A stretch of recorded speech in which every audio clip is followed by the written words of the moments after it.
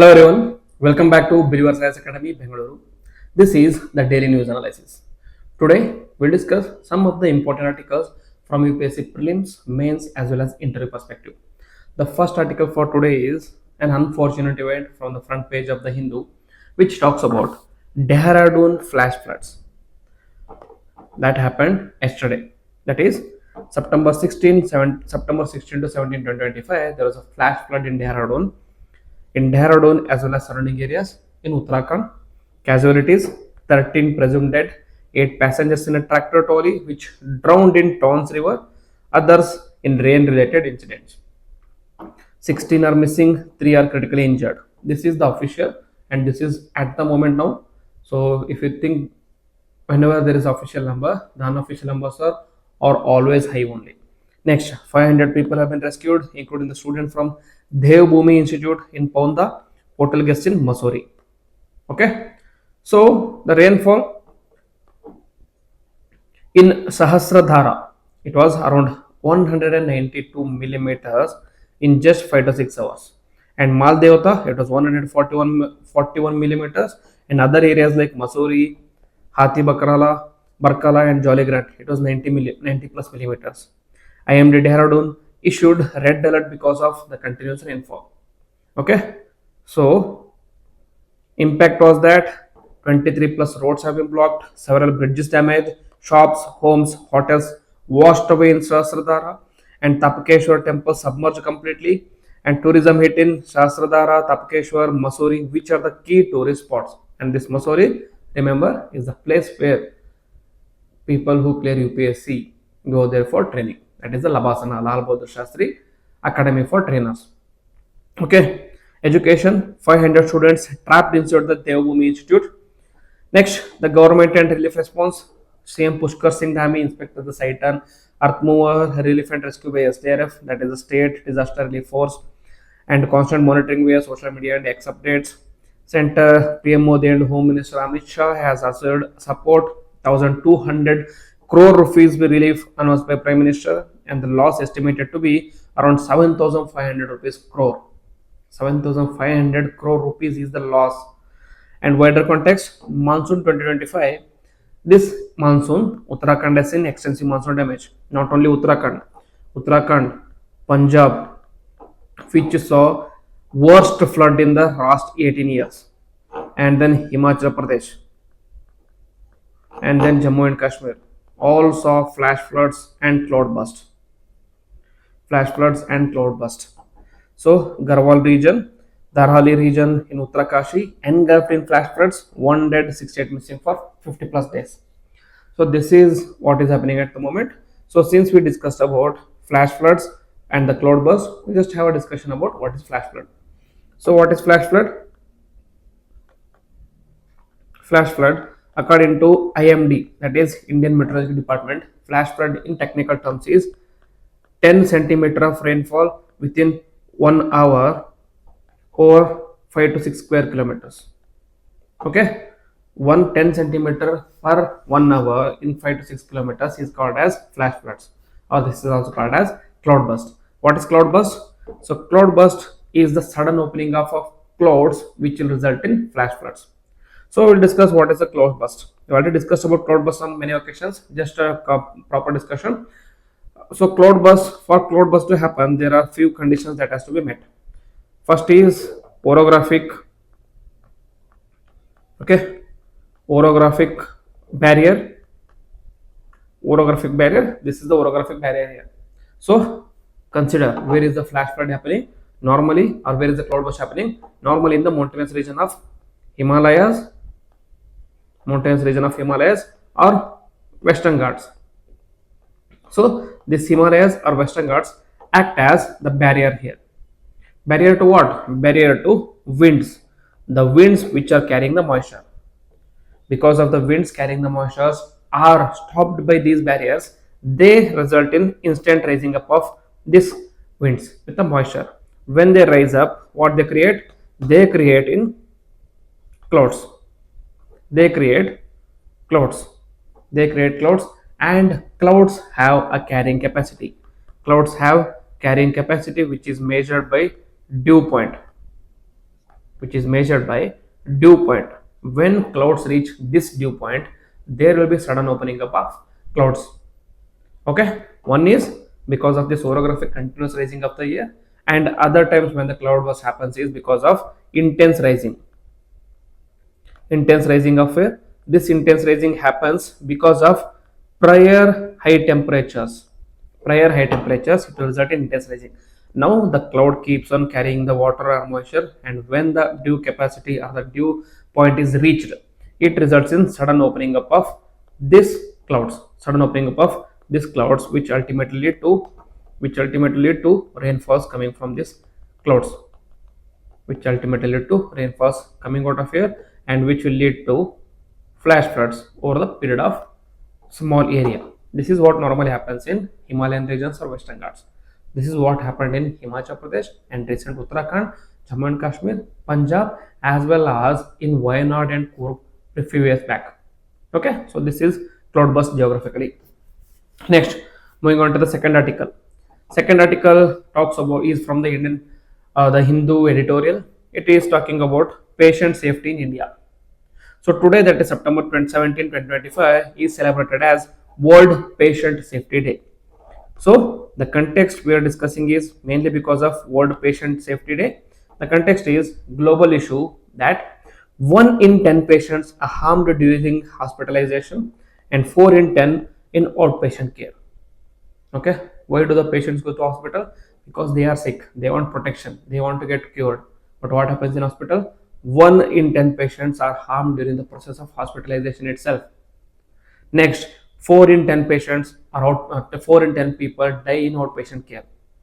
Next, India's challenge is shift to chronic diseases. That is, we are moving from communicable diseases to non-communicable diseases, or communicable diseases to lifestyle diseases such as cancer, diabetes, CVDs, and mental health. Next, acute care risks from multi-specialty coordination failures, vulnerability to hospital-acquired infections, unsafe injections, blood transfusions, prescription errors, and delayed diagnosis and preventable falls. Once you go to hospital, there are high chances of you getting a disease rather than getting cured there because of non-sanitary practices that are being done in normally the hospitals of India. Okay. Next, causes for the patient harm in India in hospitals. First is systematic gaps. That is weak protocols, poor audits, breakdown of the safety systems in hospitals. Next, provider burden. That is staff shortages, fatigue, attrition, and heavy workloads, which results in providers, that is the hospital staff, nurse, and doctors getting overburdened. As a result, the care on the patients diminishes there.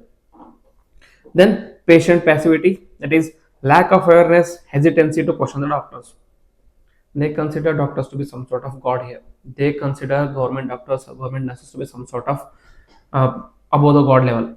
But they are servants. They are serving the country. They are serving the hospital, and they are getting paid there. People should start questioning them. People should start questioning the nurses. People should start questioning about the basic communities that have been provided by the government, which are not transferred to the patients.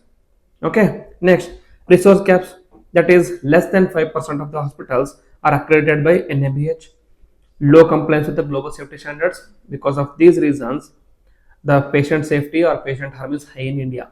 Next, current framework and initiatives. National Patient Safety Implementation Framework 2018-2025.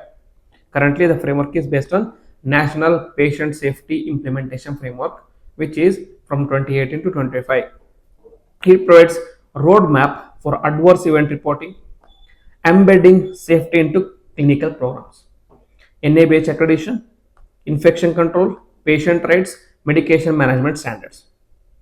Next, professional networks is Society of Pharmacovigilance, which tracks adverse drug reactions. Society of Pharmacovigilance, they track the adverse drug reactions. Drugs with a therapeutic effect are given to patients so that they can get cure from diseases. But what happens in reality? This results in either overdose or underdose, or this is used for some other purposes altogether. That is for narcotics and other substances. In order to avoid these narcotics and other substances are using these drugs for the pleasure rather than therapeutic effect, is looked after by this Pharmacovigilance Society. Okay, next, the civil society efforts in India. Patient Safety and Access Initiative, which is a medical device regulation clarity.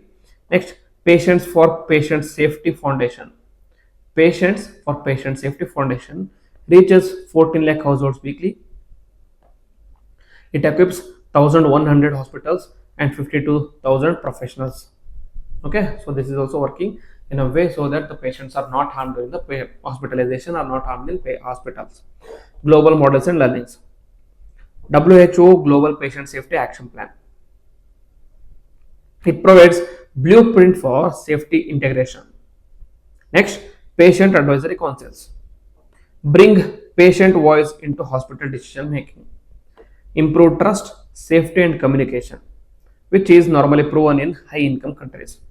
So, according to the article, this has to be followed. This has to be followed in the way forward.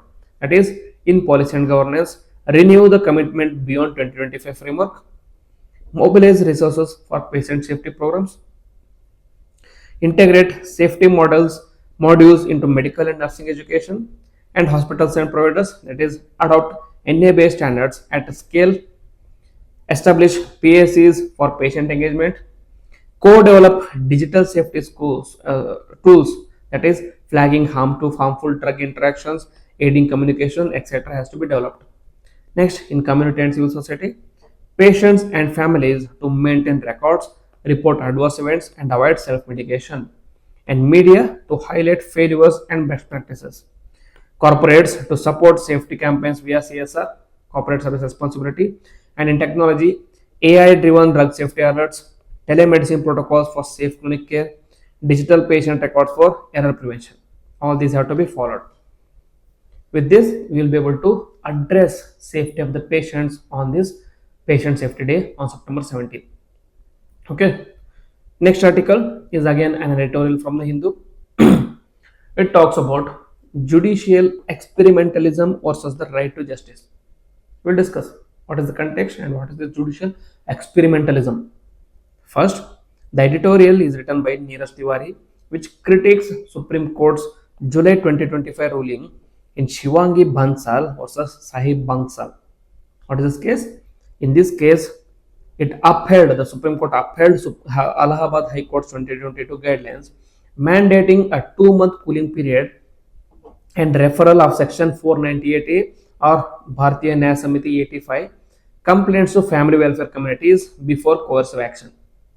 Okay, I know it is too hard to take in, but let's discuss. Let us break it down. First, we'll discuss what is this 498A or BNS 85. This 498A or BNS 85 was originally enacted to protect women from cruelty and domestic violence in marriage.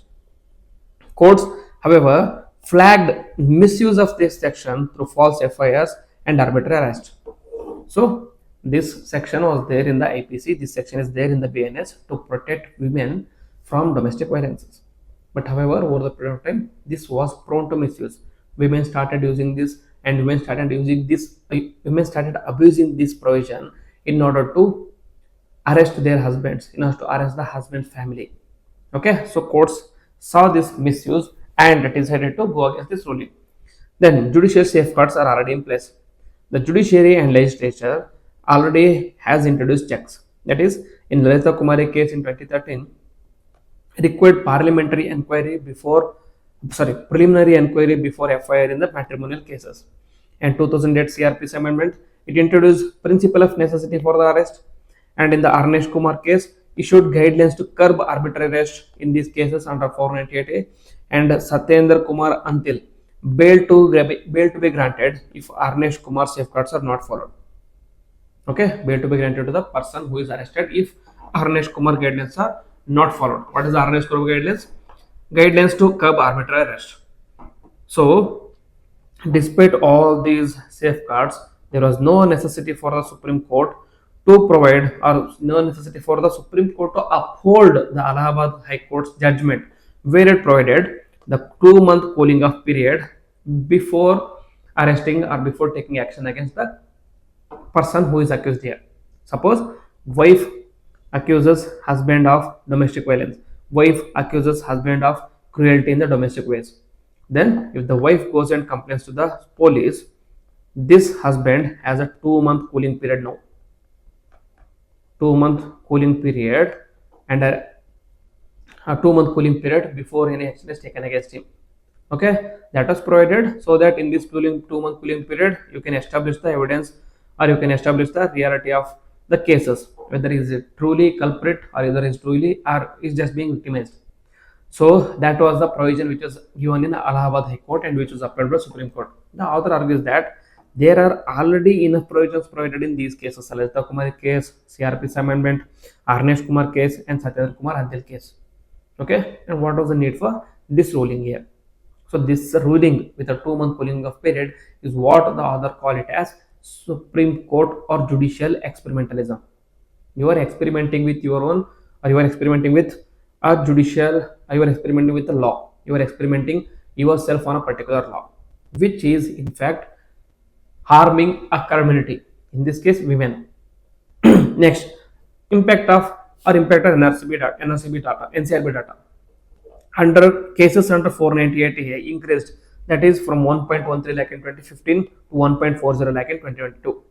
Arrest declined, that is 1.87 lakh to 1.45 lakh, showing safeguards worked without delaying justice. So safeguards are already working. What is the need for this 2 month cooling period now? What is the need of this 2 month cooling period now? Problem with cooling period and FWCs. There is no statutory authority exists to run FWCs, that is family welfare committees.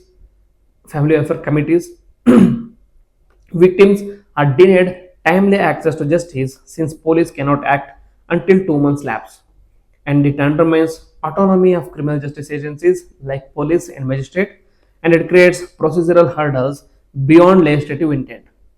Next, parallel with the Raja Sharma case of 2017. Supreme Court earlier directed similar family welfare committee system with 1 month wait.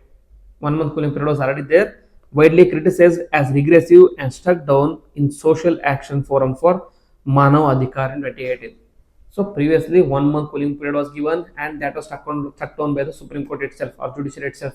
Now instead of 1 month, the court has upheld 2 months, and now you are upholding this. Isn't it against your own ruling before?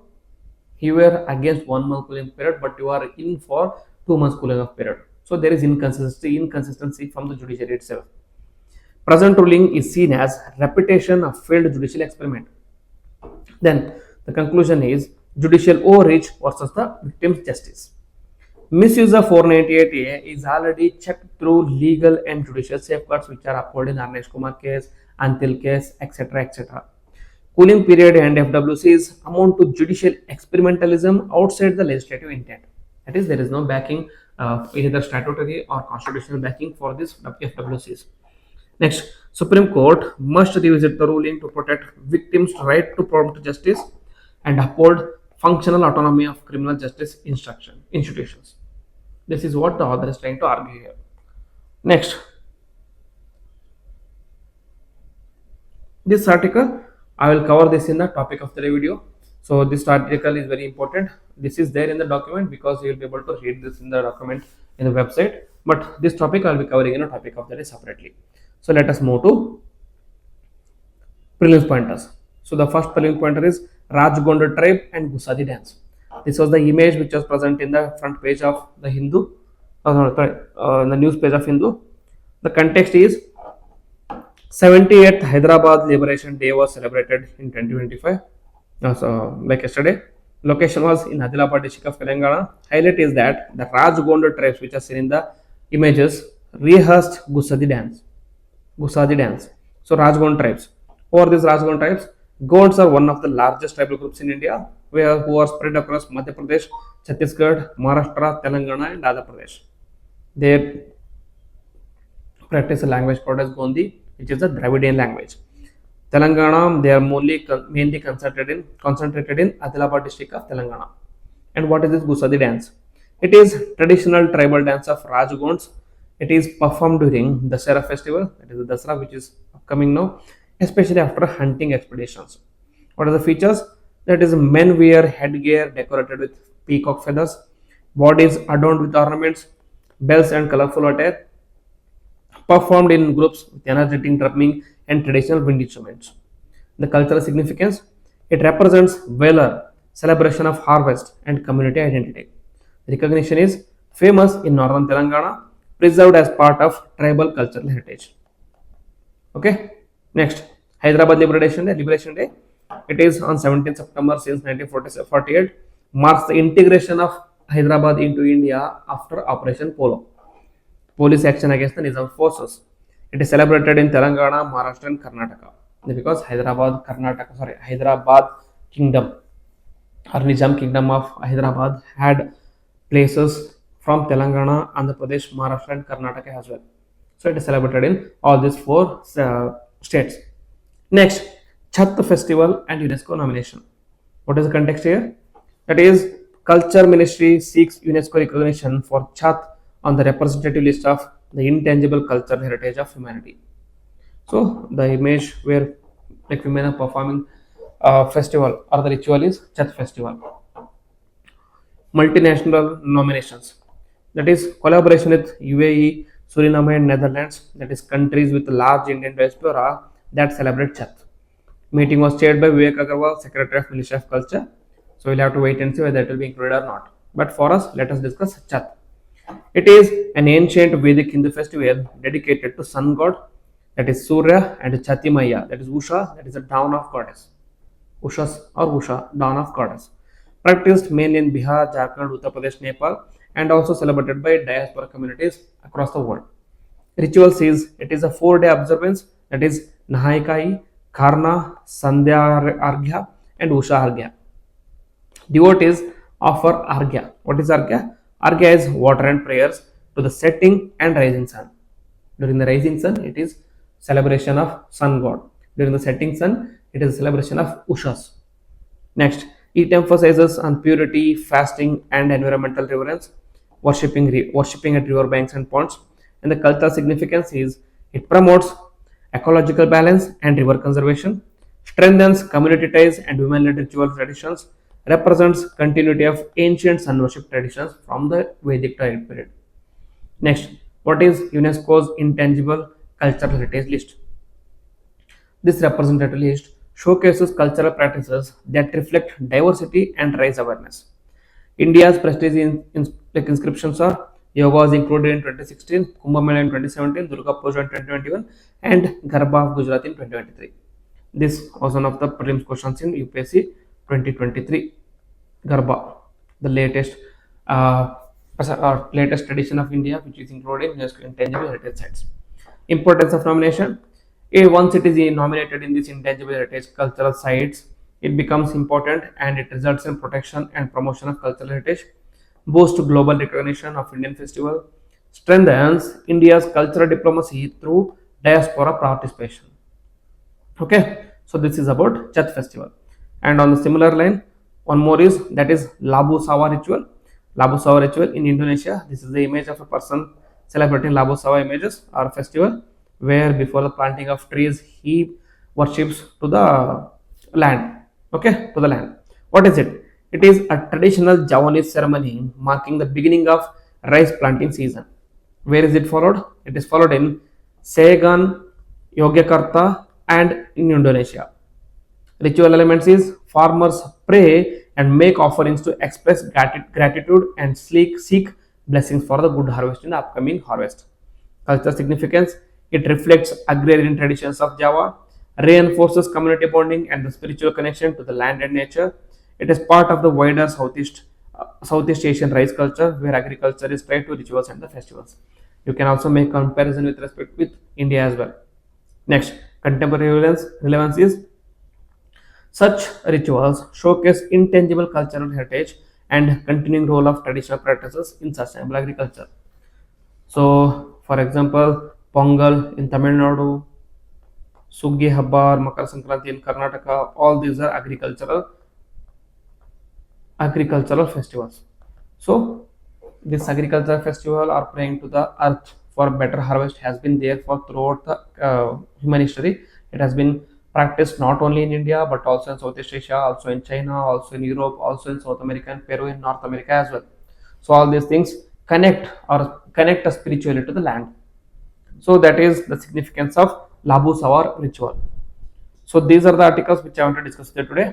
Regarding this particular article, which talks about unseen laborer exploitation, the hidden human cost of human intelligence or artificial intelligence, I'll bring a particular topic of the day video on this particular article. So these are the articles which I want to discuss with you today. If you like the video, then please hit the like button, comment on it, and also share with your friends. And if you're new to the channel, please subscribe to the channel and click on the bell icon so that you don't miss any notification. With this, I will end the video. Jai Hind, Jai Karnataka.